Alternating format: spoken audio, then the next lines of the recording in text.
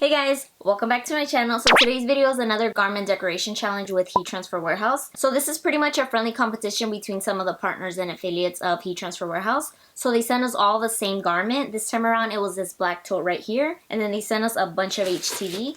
So they sent all of this over, and the challenge is to create something using only these items. So the rules are pretty simple. You could only use the HTV that was provided, and you don't have to use all of them. You just have to at least use 4 of them. And they included just regular easy weed, some pattern, some metals, some electric. So definitely there was a lot of options. And this time around the theme was to do either your favorite superhero or your favorite villain. I'm not gonna lie, I don't really have a favorite superhero or a favorite villain, but as soon as I heard villain I thought Disney, so I was like, that's what I'm gonna run with. I'm gonna do a Disney villain. So I decided to go with the Evil Queen and her poison apple. So this is my creation right here, and in this video I'm gonna show you how to do this tote right here. So we have the poison apple, and of course I had to give her some bomb nail art because I'm all about the nails, you know. So this is my design right here, and I'm not gonna lie to you, I did struggle a little bit with this tote because as you can see, it's not completely flat, and when it comes to HTV you want whatever you're pressing to be flat so it could get a good press, and obviously this one isn't flat, so I struggled a little bit, but hey, it's all good. We got the tote. I love how it came out, so no fails here. So if you're curious to see how I made this poison apple tote, then let's get started.